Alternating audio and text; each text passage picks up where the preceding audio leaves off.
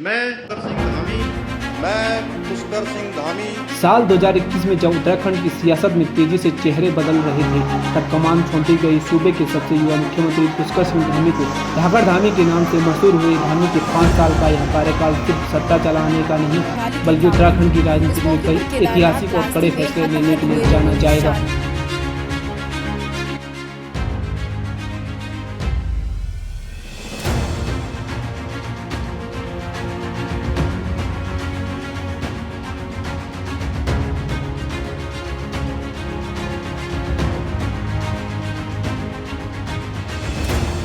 धामी सरकार के कार्यकाल की सबसे बड़ी धमक रही यूनिफॉर्म सिविल कोड यानी यूसीसी।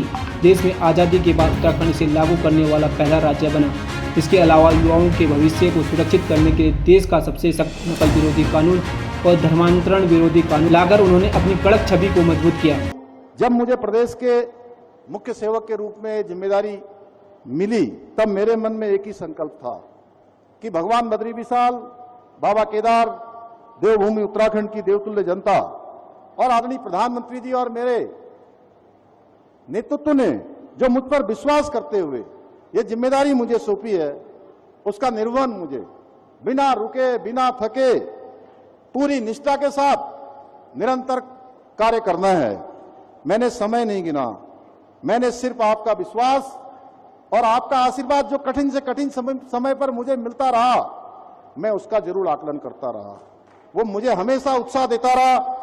भाइयों बहनों, ये पद मेरे लिए सत्ता का नहीं बल्कि जनसेवा का माध्यम है।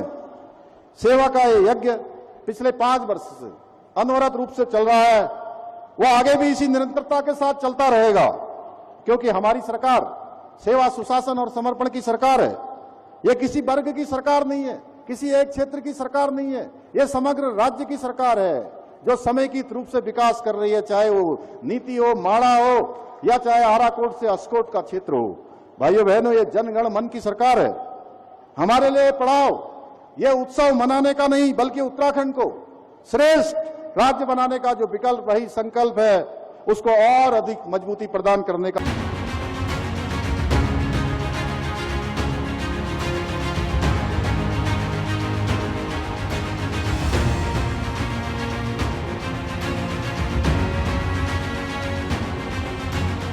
लेकिन धामी सरकार का सफल कांटों भरा भी रहा।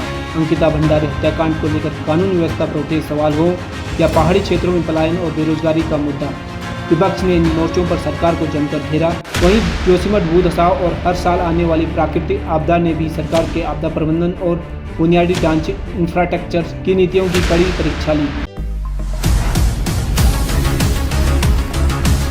इन चुनौतियों के बीच केंद्र की मोदी सरकार के सहयोग से उत्तराखंड को नए पंख मिले। ऋषिकेश कर्णप्रयाग रेल परियोजना और ऑल वेदर रोड ने पहाड़ों की दूरी कम की। होम स्टे योजना से स्थानीय रोजगार को बढ़ावा मिला और रिकॉर्ड तोड़ 4 धाम यात्रा ने राज्य की आर्थिकी को मजबूत किया।